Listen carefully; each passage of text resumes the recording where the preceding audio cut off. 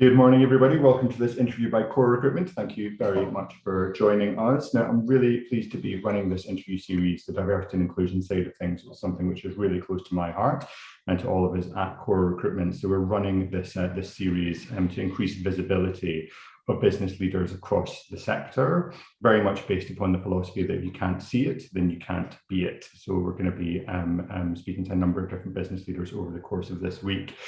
Now, through our work with different organisations, social groups, Pride in London, our own LGBT group, we've been running a diversity and inclusion workshop series in conjunction with Google's I'm Remarkable for the past 12 months as well. We found that lots of people really get hung up in the terminology, and don't get me wrong, I know the terminology is really important. It's important that we get it all right, but I get it wrong constantly. I know that's a bad thing, but it sometimes inhibits people a lot from what they're saying. So as we're talking through this, if we do get anything wrong, then please don't message in angrily about it. It's just so that we get the narrative right and we get the message out there. Now, we're really lucky to be joined today by Omar, who's going to be telling us a little bit about his career journey and experience. And Omar's from more of an investment background, which we thought would be really interesting to get their perspective on minority representation and his journey to date. You've been a bit poorly recently, Omar. Have you been struck by the dreaded lurgy? I have been. I've got the plague, unfortunately, but I'm on the mend. So thank you for asking. Okay, don't worry. We'll go easy on you today. Thank you very much again for doing this. For those that don't know you and know Salonika, can you tell us a little bit about the company to start with and what you guys do? Yeah, so Salonika, we started off as a investment advisory firm providing corporate finance and investment advisory services to a pretty broad cohort of clients, both on the buy side and sell side. So working with investors, but also working with corporates and institutions that are, looking to raise funding. So, set up in 2015-16, did a lot of work in private markets, but also public markets, did a few AIM listings. And then of late, so this time last year, we decided to set up a social impact private equity fund, which for us was just a natural extension of our advisory work, but kind of this time being able to invest into some of the businesses that we advise on. And the mandate of the fund is what we call investing into diversity. So investing into entrepreneurs and companies where a significant shareholding is either with a member of the BAME community or a female, or we look to invest into companies with a view to creating diverse executive management teams. Excellent. We'll circle back to that because there's a couple of interesting points relating to this series in terms of what you do, but can you give us a little bit about your own background? So from a work background, I started my career as a derivatives trader. I did that for 9 years at RBS. Prior to RBS, I graduated in banking and finance at, it's now called Bayes Business School, but back in those days called Cass Business School. And 2014, then I decided to leave, wanted a different challenge, and kind of came up to the idea of setting up Salonika with a few other pals. In between all of that, I went back also for higher education and completed a master's in sustainability from Cambridge. So it's been an interesting journey, definitely not linear, kind of switching from what one would say is the market side of investment banking, trading, etc., to corporate finance and private equity. And in terms of personal background, my heritage is from the Punjab region of Pakistan. So my grandparents came here in the 1950s when the UK was a very different place to what it is now. They came to London. They're from a very agricultural background, but very entrepreneurial. And I think, a lot of those values that they brought over from Punjab kind of remained with us. That kind of working hard industriousness, that immigrant spirit, and I mean I would say that had an equal bearing on our worldview and how we our career paths, what career paths we decided to take, as much as anything else.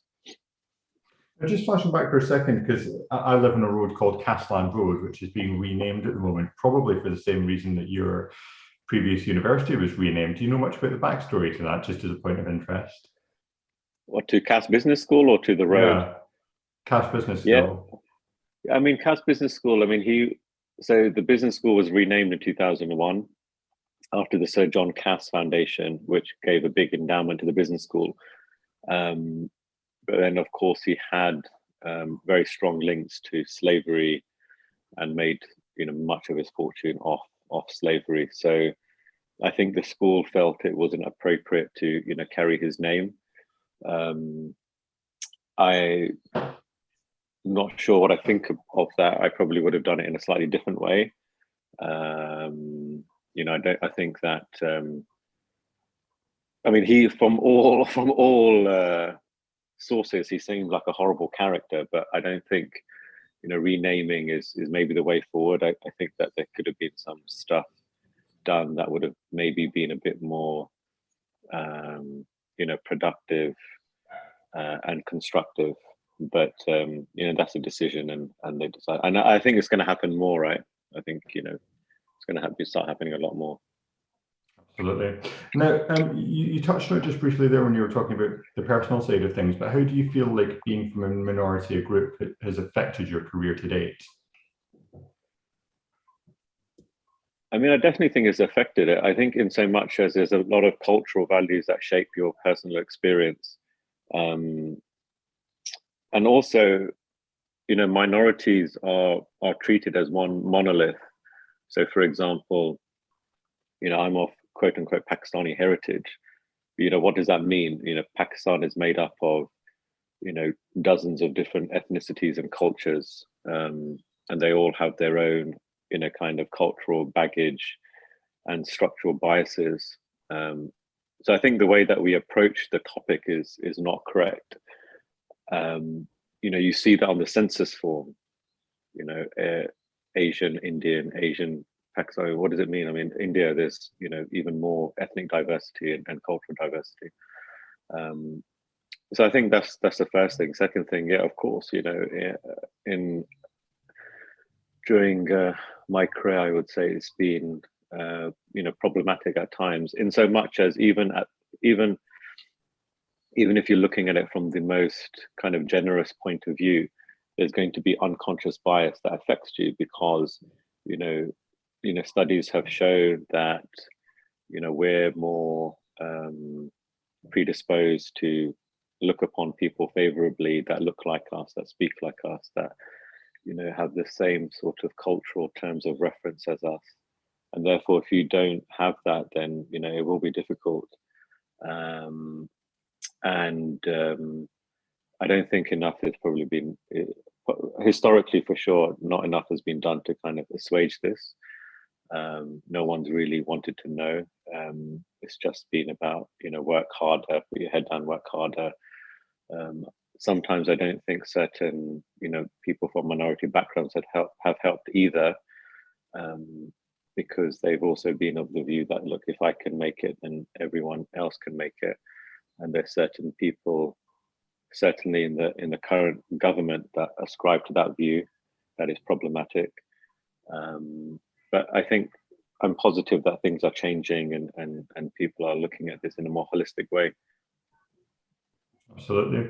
Now, something that you, from doing the other interviews in this series, it's come up a couple of times that people might have struggled from minority groups or female groups specifically to get funding. And it's quite interesting that your fund focuses on these groups. I mean, half of my brain does kind of go, it's 2021. Does that still need to be a thing? Should we not have a level playing field? So I mean, do you think historically people have struggled, and why do you think it's so pertinent to have a fund that focuses specifically on those groups today? Yeah, I mean, I think we did a study looking at the funding gap, what we call the dream gap. And I mean, there's a lot of systemic issues with respect to why minority groups, face this funding gap. Sorry. One is, there's over a long period of time, there's been a real lack of representation of minority groups, whether they're ethnic minority or from a gender perspective, which again creates that kind of systemic, negative feedback loop. The second thing is that there's a real, what you would say, a lack of self-belief, like, from our, and this was a quantitative and a qualitative study that we did, that real lack of belief in minority groups that, aim a bit lower, don't aim so high, etc., really came through. And we've seen that anecdotally as well. Whereas, people from, if you're a white male from Kensington or Chelsea or Fulham or whatever, your kind of support structure and your kind of natural aspiration will naturally be, a lot higher. So, it's been there for a while. It has to be actively managed, and we have to actively start looking at overcoming these. I don't think we should just be paying lip service to them, which I think is, what's going on at the moment, a lot of kind of social washing, but really kind of actively seeking to overcome these kind of systemic issues. Absolutely. Now, in terms of minority representation, specifically within the hospitality and kind of consumer-facing sector, there's lots of representation at the front line within organisations, specifically within larger corporates, FTSE businesses, etc. And there's so little at the tops of these businesses. Why do you think that is? It's a difficult one. I think there's a number of issues. I mean, if you look at F&B, for example, 1 in 3 Bangladeshi men work within the F&B hospitality sector. The corresponding number for white males is 1 in 100. Yet there's almost zero representation of Bangladeshi men with respect to C-level executives of large companies in that sector. It's a really difficult one. I think that again, you have that kind of systemic bias that's been there for a while. There's a lot of glass ceilings that are hit. No one really wants to kind of actively, discuss these, talk about these. I think there's been a massive failure on part of industry. For example, why haven't some of the larger F&B groups, restaurant groups, sort out, this talent pool? Like, they could, going back to the example that I just used with respect to Bangladeshis, there's so many, you would have thought that they would have, tried to tap into that as a resource, in so much as even if it was a resource for someone that could be a bit more cost effective than an expensive, hard hitting executive from a Caucasian background. So, and also the other thing is that unfortunately there, certain minority groups,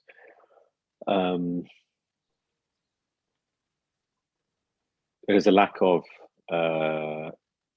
they're less likely to have a master's degree or a MBA degree, or go to higher education, which also stymies them. Having said that, and the reason I was hesitant to bring up that point is that there's a lot of research that shows, we've done some research based on this, but specifically from the British Business Bank, which shows that even despite for controlling for levels of higher education, for example, Indian entrepreneurs from an Indian or Afro-Caribbean background are less likely to get funding than their white counterparts, which I think is a very powerful statistic. So, I mean, it's a systemic issue. I mean, the rot starts all the way from the beginning, all the way from the top, sorry. These things need to be tackled in a holistic manner. Yeah. And specifically regarding that, I mean, how do you go about addressing the balance? I mean, is it quota systems? Should companies who are financial institutions, should they be like ring fencing kind of like a certain percentage that they are going to be giving to minority groups? What do you think the answer should be? I don't think quotas in and of itself is the answer. I think, it has to be more grassroots. I mean, from my perspective, I wrote a piece on this a couple of years ago. I think that the malaise is far deeper rooted. I think when you're looking at things such as unconscious bias, I think that starts right from school level. And I think that if you look at our schooling system, it's not fit for purpose. If I give you the example of, for example, of Black history, for example, nothing is taught with respect to quote unquote Black history. All we're taught is, I mean, it's a very, very narrow curriculum. And what I'm trying to say is that, if you're in that curriculum and all you're taught is the glories of the British Empire and how amazing the UK is, and nothing about the civilizational input of other, ethnicities and other geographies, then by definition, when you mature and you come of age, you're going to still have these inherent biases in your psyche and in your mindset. So I think number one, that has to be addressed, because not enough is taught, and if it is taught, it's in a very superficial way. So some of the structural issues have to be changed from a grassroots level, and then there has to be really comprehensive. I don't like to call it diversity training, because you can have very superficial diversity, but just different ways of thinking, looking at different cultures. Again, we're living in the Anglosphere world. We're taught that this our way is the best way. The sole purpose of a company is to maximize shareholder revenue. This is the way that's always been, and look at all the great achievements of our civilization, etc., etc. I mean, these have to be challenged.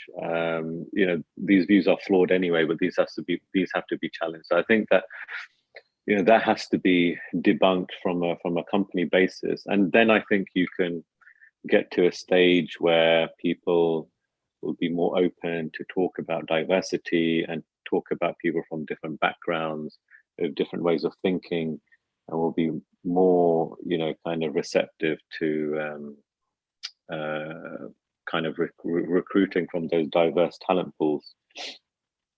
Absolutely.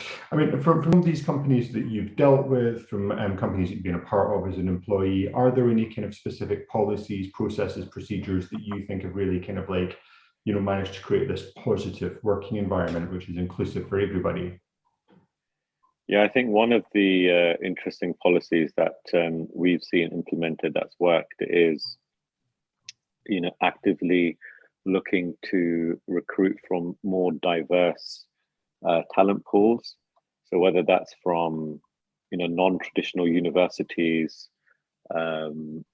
seeking out people from, that haven't, been to university even, or may have not even considered this as a career. That's been very, very successful, in so much as it at least gives applicants exposure. It illustrates to them that there's a different career pathway. I myself, when I entered into investment banking, I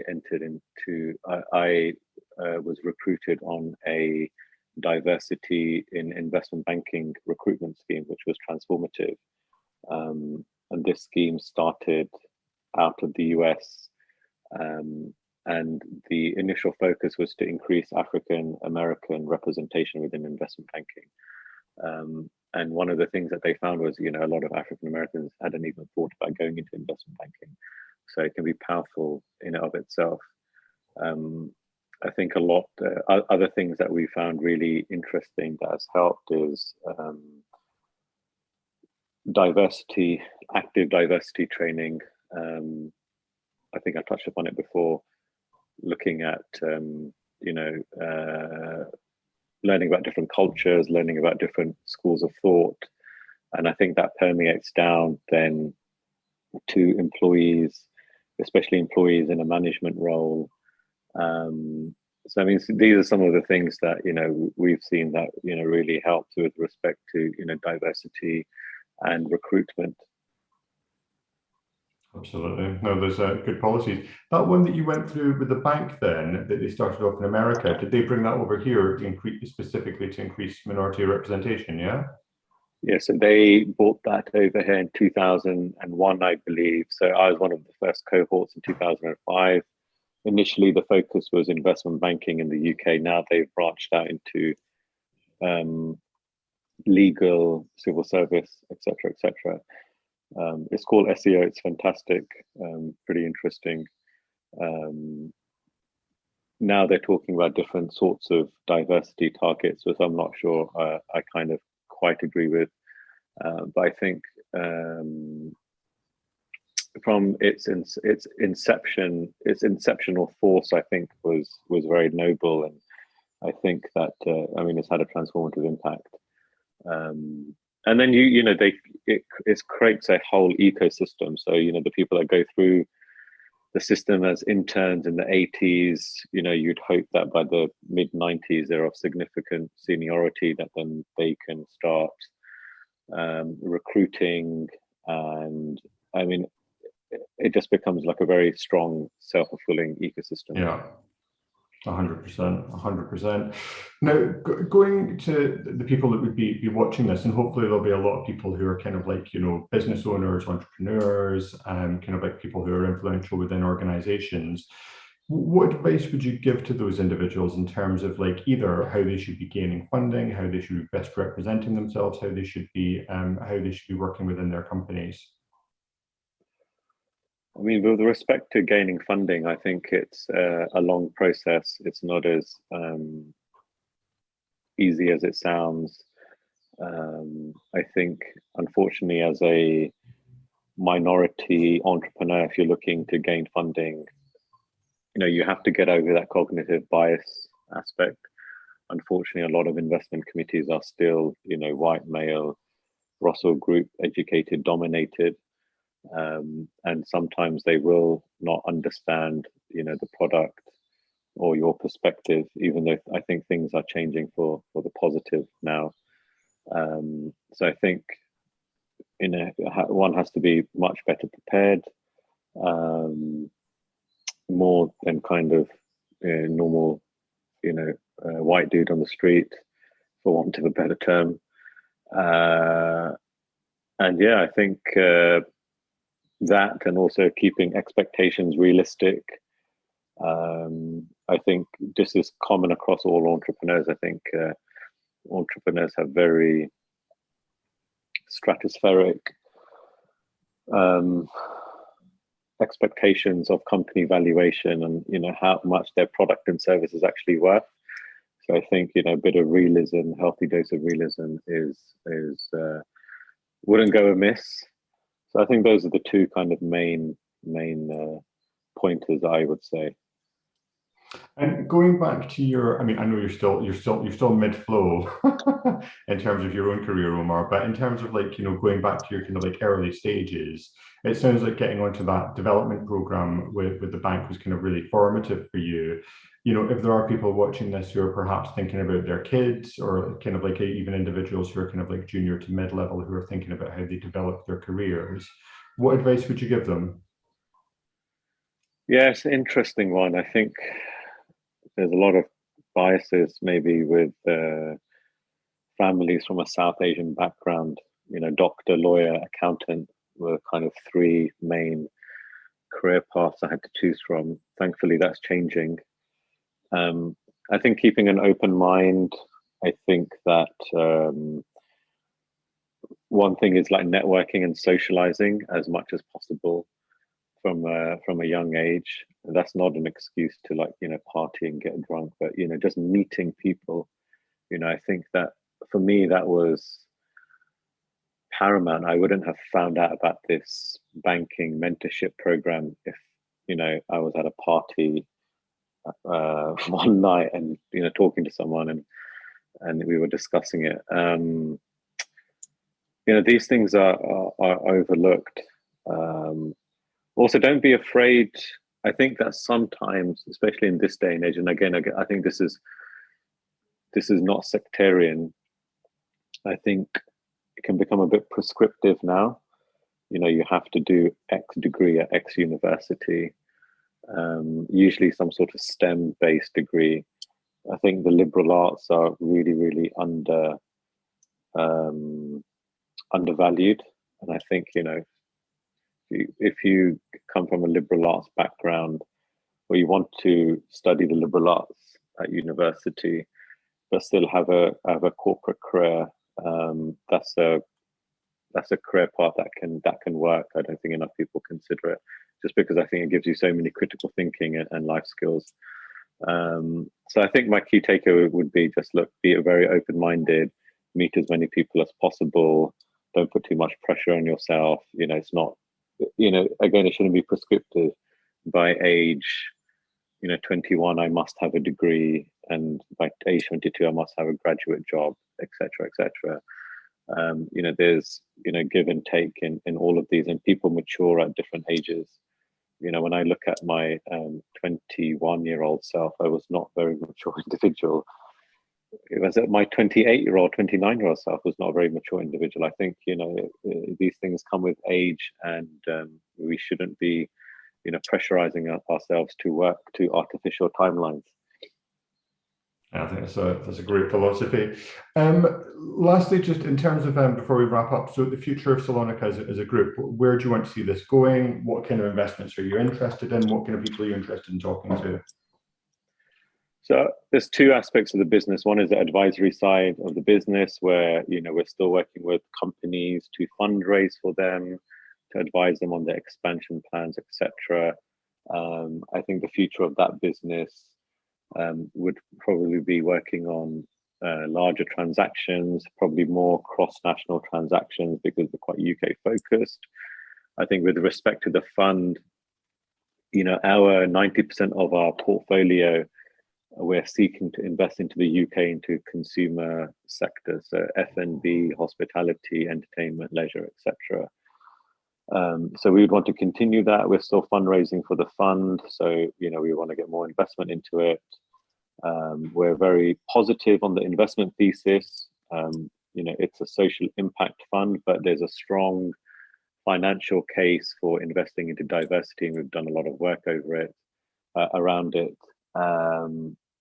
So for us, the future would be, you know, raising this fund, getting money into this fund, and then launching a second fund, which hopefully would be international and investing in diversity overseas. I think there's a lot of interesting diversity debates to be had in other countries, you know, the Middle East, Turkey, some of the Arab countries, Pakistan, India, where there's unfortunately a real lack of diversity at the corporate level, whether that's from a gender perspective or whether that's from a ethnic perspective.